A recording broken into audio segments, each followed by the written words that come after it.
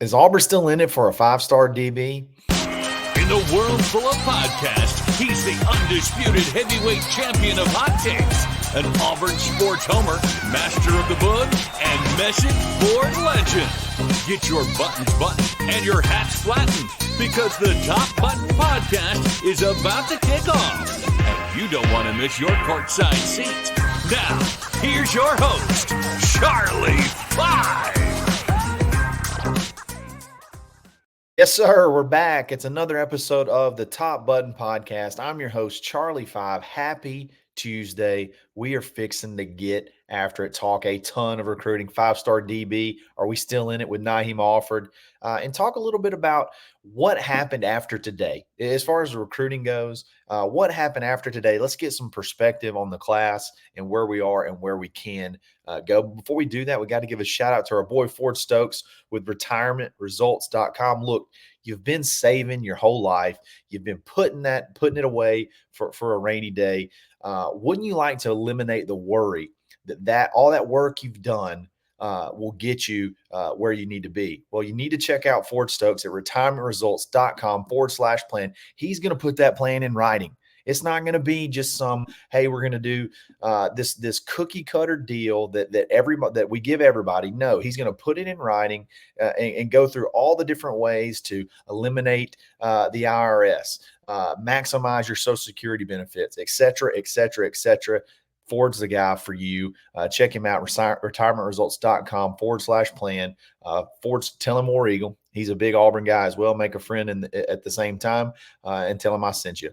Check him out, Ford Stokes. Retirement Results presented by Active Wealth. All right, recently, I believe over the weekend, there was it's recruiting season. It's also 7-on-7 season. 7-on-7 has become so big. You got private teams. You got like travel ball, 7-on-7 teams. And then you have your high schools. This is right. Typically, you have your 7-on-7s. A lot of times you'll have some big tournaments right before you go into fall camp for high school. There's a big one, I believe, in Hoover, Alabama over the weekend. A lot of top schools from the state of Alabama and a lot of top schools from really around the Southeast participated. So obviously you had some recruits, you had some targets there. And 247 Sports sent some guys and interviewed Na'eem Offord, 5-star corner, committed to Ohio State that Auburn has not shied away from talking to. And just kind of caught up with him.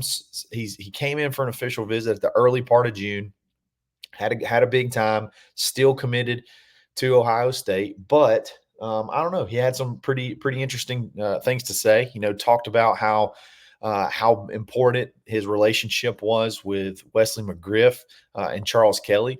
He harped on the NFL development that they have in their resume and how important that is. He also talked about Hugh Freeze. Hugh made what I think, I almost wish he wouldn't have done it, but, this is the confidence that Hugh Freeze had. He said when he was on his official visit, I believe, he said, you want to write a story. You want to have a story about the weekend. He said, go ahead and write this one. Not this kid, Nahim Offord, will be an Auburn Tiger. Write it down. Go ahead and write the story. Hugh Freeze will not miss on this kid. That was Hugh's exact words to tell people to go ahead and write down on the story on Nahim Offord. So there's a lot of if you ever thought when a kid flips that Hugh ever lets up, you can take it right now based off Nahim Offord's interview recently. It doesn't happen. That doesn't happen. Hugh has a pretty solid. He pretty much targets a handful of kids, and then he does not give up on those kids until they're signed, basically. And Nahim Offord would be one that you would be worth playing the long game for. Nahim Offord would be one to continue to chip away, continue to talk to, because you never know what'll happen at Ohio State. Hey, if Ryan Day somehow loses to Michigan again, look out. If Ryan, they got one of the best rosters in college football. I know that they've had playoff appearances. I know that I know that they've been successful. They've won, 10 plus games numerous years. But if something were to happen to Ryan Day, I mean, if he were to lose to Michigan, or he would drop some that he's not supposed to, or goes out early in the playoffs, I mean, they like Ryan Day at Ohio State, but uh, it's one of those things where expectations may be higher than reality, and he may not be fulfilling them. And he's taken it on the chin a few times against Michigan. And you just had Michigan, go win the national championship. I think that could be something. That could be something to watch. That's why you can't give up on these kids, especially ones from home state, especially from ones that are not very far away. That's easy to go visit. I would imagine you're going to see Auburn coaches at probably every home game, every home game for Nahim Offord. There's probably going to be an Auburn coach there, whether it be Charles Kelly, whether it be Hugh Freeze, whether it be Crime Dog, somebody's going to be at his games, I would imagine, every single week. And it's something you have to do. And this is a kid also. I don't think you want to flip him right now. I think this is one you want to play the long game with. I think this is one that you pretend is a bonus. You recruit him hard. But you don't put him in your plans. You basically you don't put him in your numbers. He is a kid that you make happen at the end if he wants in. You recruit him to the very end, and then you flip him at closer to the end when there's not much time. To be swayed back or swayed, multiple months of being able to be swayed other ways. He said in this interview, I'm coming back to Auburn for a bunch of games. So he's going to be in Auburn multiple times. I think the goal, they would love to get him here for Big Cat Weekend. And I think they're going to do everything in their power to get him here for Big Cat Weekend. He's already kind of mentioned he's probably going to go out to Eugene, Oregon for their event. So he's not even going to go to Ohio State's. I don't even know if they're doing one. They should. Everybody is doing some sort of this little bitty open period that happens at the end of July. He's not even. I don't think he's even going to Ohio State. He sort of said, "I'm going to Eugene, Oregon. I'm going to Oregon for their deal." But he said, "I may come back. There's 6 or 7 days of an open period. I may come back through Auburn." I think Auburn obviously would love to get him here for Big Cat Weekend. But if you can get him in at all in that period, I think it's something that would be very, very beneficial. Look, one flip like this changes the aspect of your class. One flip like this changes the outlook. And I think he's somebody that's worth fighting for. And I don't see Hugh Freeze giving up. And I think even if it's a small chance, I think the door is a little bit open but it also, I feel like it's open with Oregon as well. So, and Dan Lanning is a monster. He's recruiting like crazy at Oregon. So you're going up against some of the best programs in the country. Phil Knight just came out and said something like, I'm not going to let NIL be a stumbling block. I'll do whatever we got to do. That's the CEO of Nike. So there's no telling what kind of bags are being thrown around for kids. So I can see the Oregon interest for sure. But at the end of the day, I don't want to say I did not put him in my predicted class. I just don't want to be a complete homer and be a little bit realistic. And I do think Ohio State's going to be a tough pull, but you never know what could happen. The NFL could come calling for Ryan Day. Any little thing like that can happen, and then if you're staying right there with him, you got a chance. So again, I think that's one that you definitely want to keep an eye on for the long haul. Buckle up. It's going to be a long ride. There may be some highs. There probably is going to be some times where we may feel like he's about to flip. There may be times when we feel like there's no chance. But I think it's somebody that's worth waiting on. This is a ready-made dude, ready-made to play. I mean, you're 6'1", 190.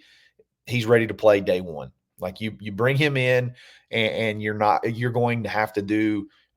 It would be barring injury or just something like that he's going to be on the field the minute he steps on campus. He's going to be one of those Cam Coleman type players.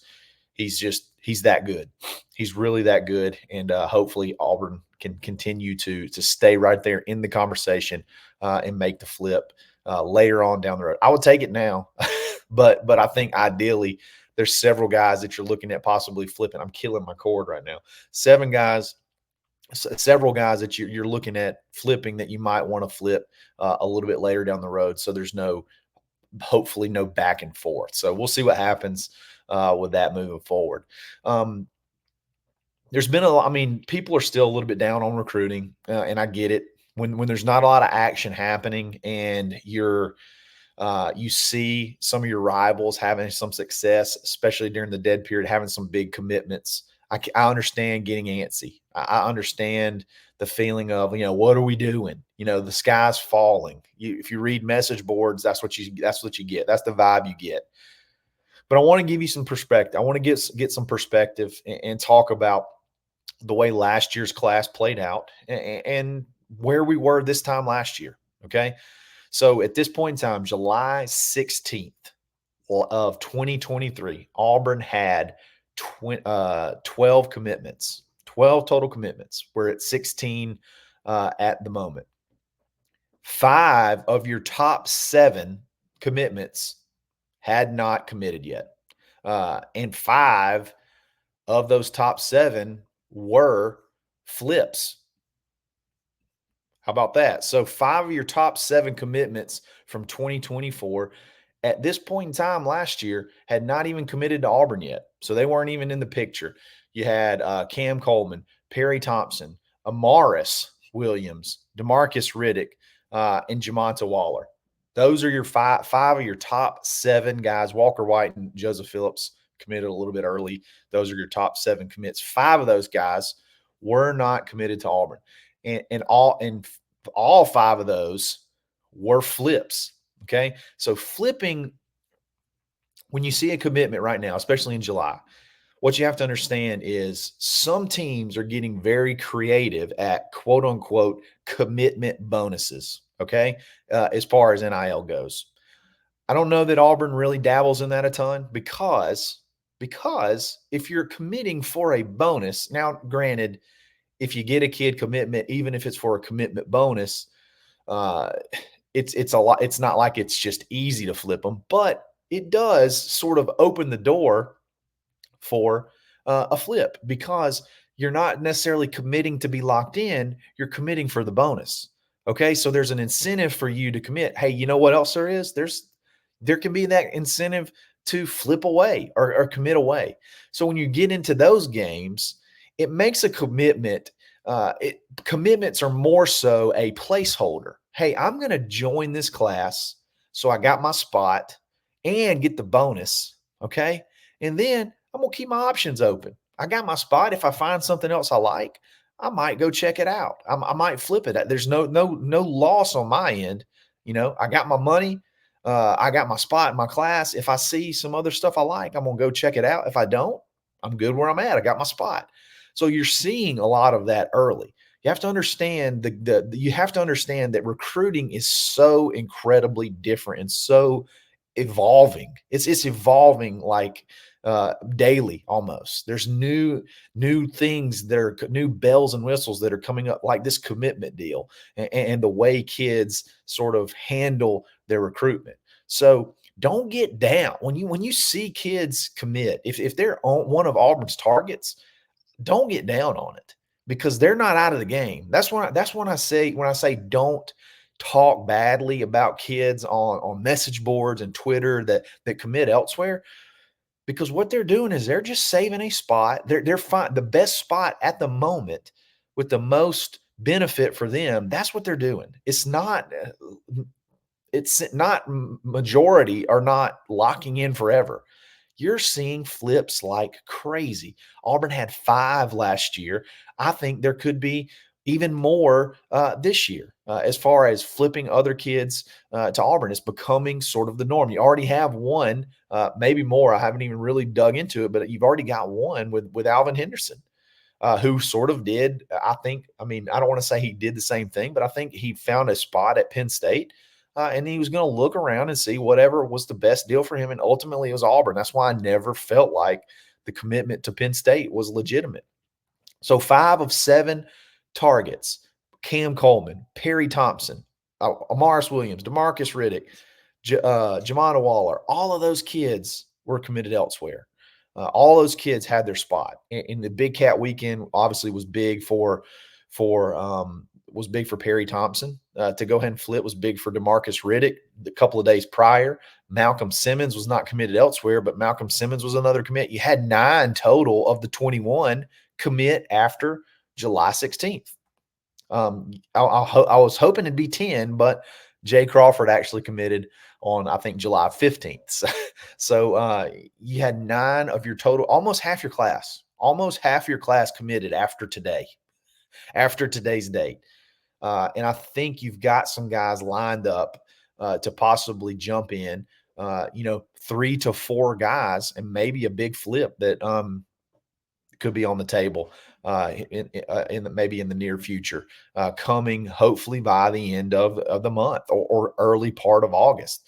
You got Jared Smith, who would be one of your higher rated recruits, who's announced a commitment date of August 3rd. You've seen some predictions come in for him. I think you got Anquan Fagans, who is a top 100 player who's got a commitment date of around Big Cat weekend. You got Blake Woodby, who's another highly ranked corner who's got a commitment date around Big Cat weekend. And then you got this whole quarterback deal where you're looking at, you're really pushing hard from KJ Lacey, Deuce Knight, both those guys that we talked about. Could one of those guys jump in the boat? Could one of those guys flip? Auburn wants a quarterback in the class. You throw those, if you just get those 3 guys, you're back in the top 5 conversation. If you get in those 3, you feel like are chalk at this point in time. You feel like those guys you lead big for. They're going to be here for Big Cat weekend, and you feel at least 2 of them could pop either on or around Big Cat weekend. And then you got the August 3rd commitment date for Jared Smith, who you love. The recruiting services love. You evaluated him hard, even though he had a high ranking already. And I could see him possibly popping to the Tigers on August 3rd as well. So this recruiting class has so much more room to grow, so much more room to feel, and so much more positivity on the horizon. Again, 9 of your top 9 you had 9 commitments total after today's date last year, almost half your class. If you get 9 more, you're going to have close to 25 kids. If you get 9 more commits this year after today's date, you'll have close to 25 kids. You're just way ahead of the game already. And I think we're going to be even further ahead of the game on the back half of this month, on the back half of July. So I would say to caution those who are sort of down, caution those who are sort of banging on Auburn recruiting for a little bit, because I think we're getting close to starting to really pick up a lot of momentum. And then once we start playing games, that's another thing. Let Auburn start 5-0. Let Auburn start 5-0, and you better watch out, because the hype is going to be incredible. The hype is going to be up. And I think there may be some kids that are sort of in a wait and see. There may be some guys that are sort of in a wait and see pattern with Auburn. So there's so many factors. There's so many factors that change the outcome of recruitments. And I think we just need to chill a little bit. You're still talking with some of the top prospects in the country. You're still in the conversation with some of the top prospects in the country, and you're on the verge of having a little bit of run of commitments, I think, here in the next couple of weeks. You're trying hard. You're working hard on a quarterback. And I think hopefully we'll see some news on that front here pretty soon. And when it does, we're going to talk about it. But I like where Auburn sits. I like where Auburn sits with Na'eem Offord. I really do. I think Auburn's right there. Sort of, hey, we're here. We're here. We're not going anywhere. And I think that means a lot over time, especially we're here. We're not going anywhere, and we're only an hour and a half away. We're close to home, and we can make it happen. We can commit. We can compete on an NIL perspective. And watch us this season. Watch what this defense looks like. Watch what this team looks like. Watch the growth.